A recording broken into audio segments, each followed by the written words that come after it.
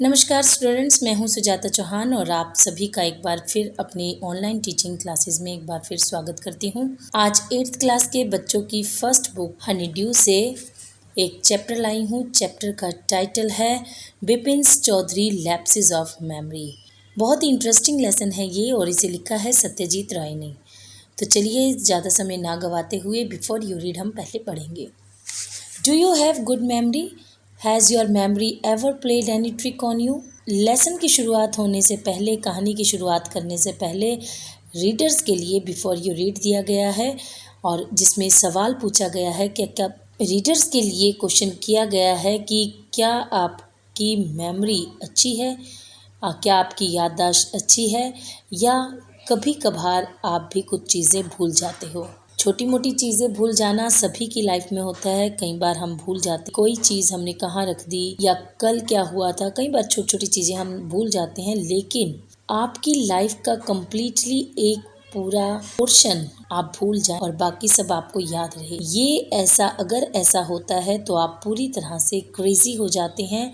ऐसा ही इस स्टोरी में बाबू, उनके साथ ऐसा होता है और वो बिल्कुल पागल होने की कगार पर आ जाते हैं क्योंकि उनको अपना रांची में स्टे करना याद नहीं। तो चलिए देखते हैं कि उनको ये याद आता है, ये सस्पेंस कैसे खुलता है कि वो रांची गए थे या नहीं गए थे, या फिर वो ये कैसे अपनी याददाश्त जो रांची का ट्रिप है वो कैसे भूल जाते हैं। तो चलिए स्टार्ट करते हैं अपनी story. Every Monday on his way back from work, Bipin Chaudhary would drop in at Kali Charan's in New Market to buy books. हर सोमवार अपने काम से लौटते वक्त बिपिन चौधरी कालीचरण की शॉप पर, कालीचरण की दुकान पर बुक्स खरीदने उतरते थे जो कि न्यू मार्केट में थी। Crime stories, ghost stories and thrillers. He had to buy at least 5 at a time to last him through the week. वो कम से कम 5 किताबें खरीदते थे ताकि उन किताबों को वो पूरा सप्ताह पढ़ सकें। He lived alone, was not a good mixture, had few friends and didn't like spending time in idle chat. वो अकेले रहते थे और ज्यादा किसी से घुलते मिलते भी नहीं थे। इस कारण उनके बहुत ही कम फ्रेंड्स थे। उन्हें बेकार की बातों में समय बर्बाद करना भी बिल्कुल पसंद नहीं था। Today's at Kalicharan's, Bipin Babu had the feeling that someone was observing him from close quarters. आज जब वो कालीचरण की दुकान में बुक्स खरीद रहे थे तो उन्हें ऐसा महसूस हुआ कि कोई उनके पीछे खड़ा बड़े ही नजदीक से देख रहा है। He turned round and found himself looking at a round-faced, meek-looking man who now broke into a smile. उन्होंने जैसे ही पीछे मुड़कर देखा तो एक व्यक्ति जिसका फेस गोल है और जो दिखने में बिल्कुल ही हम्बल लग रहा था, पतला दुबला था, उनके पीछे खड़ा था और जैसे ही बिपिन बाबू पीछे मुड़कर देखते हैं वह मुस्कुराने लगा। I don't suppose you recognize me. Have you met me? Have we met before? asked Bipin बाबू। बिपिन बाबू उससे पूछते हैं, क्या हम पहले मिले हैं? मुझे नहीं लगता आप मुझे जानते हो। The man looked greatly surprised. We met every day for the whole week. I arranged for a car to take you the Hudru Fall. और ये बात सुनकर वो आदमी सरप्राइज हो जाता है और चकित होकर बिपिन बाबू से कहता है, हम पूरे 1 सप्ताह तक रोज मिलते थे और मैंने ही आपके लिए हुड्रू फॉल, जो कि रांची में एक फॉल है, वहां तक जाने के लिए कार अरेंज कराई थी। और ये बात 1958 की है। Hundru falls in 1958 in Ranchi. My name is Parimal Ghosh. मेरा नाम परिमल घोष है। अब बिपिन बाबू ये बात सुनकर चकित हो जाते हैं और वो पूछते हैं, Ranchi? Now Bipin Babu realise that it was not he but this man was who was making a mistake. Bipin Babu had never been to Ranchi. अब बिपिन बाबू ये अच्छी तरह से समझ चुके थे कि उनकी गलती नहीं है, बल्कि जो आदमी उन्हें देख रहा था उसकी गलती है। वही बिपिन बाबू को कोई और समझ रहा था, क्योंकि बिपिन बाबू कभी भी रांची नहीं गए थे। He had been at the point of going several times but never made it. He smiled and said, "Do you know who I am?" क्योंकि बिपिन बाबू अब तक रांची गए ही नहीं थे, वो कई बार वहां जाने की सोचते थे परंतु कभी जा ना सके, कभी वो वहां गए नहीं। वो मुस्कुराते हुए उस व्यक्ति से यानी परिमल घोष से पूछते हैं, क्या तुम मुझे जानते हो, मैं कौन हूँ? The man raised his eyebrows, bit his tongue and said, "Do I know you?" Who doesn't know Bipin Chowdhury? वो आदमी बिपिन बाबू के ऐसे सवाल को सुनकर आश्चर्यचकित हो जाता है और वो आश्चर्यचकित होकर अपनी आईब्रोज को थोड़ा सा उठाता है और कहता है, क्या मैं आपको जानता हूँ? आपको कौन नहीं जानता Bipin Chaudhary? Bipin Babu now turn towards the book shelves and said, still you are making a mistake, one often does, I have never been to Ranchi. Vipin Babu अब बुक शेल्फ्स की तरफ मुड़ते हुए उससे कहते हैं कि आप अभी भी कुछ गलती कर रहे हैं, अर्थात आपको कोई गलतफहमी हुई है। हर किसी से हो जाती है, हर किसी से कोई ना कोई गलती हो जाती है।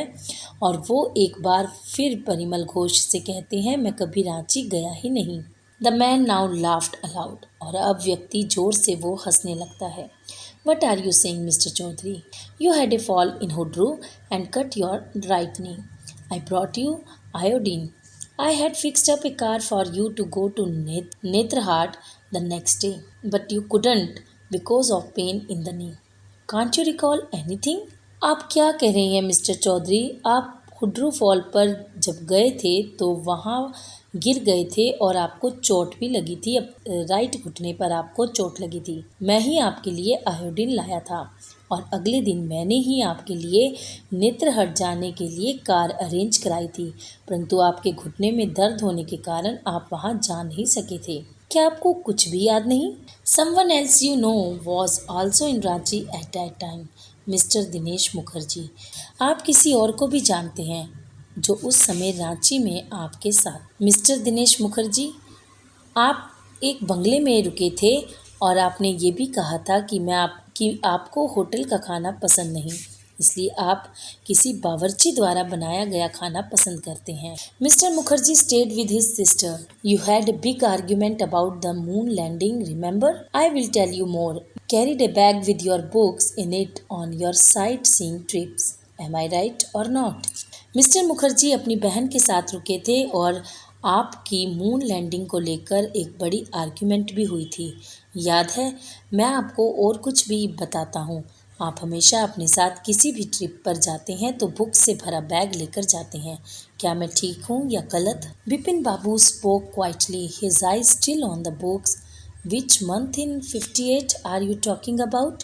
The man said, October. Bipin Babu धीरे से बोलते हैं और उनकी आंखें अभी भी बुक्स पर ही होती हैं जिन्हें वो खरीदने के लिए देख रहे थे। कौन से सन 1958 में कौन से महीने के बारे में आप बात कर रहे हैं?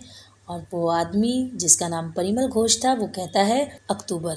No sir, said Bipin Babu, I spent Puja in 58 with my friend in Kanpur. You are making a mistake, good day.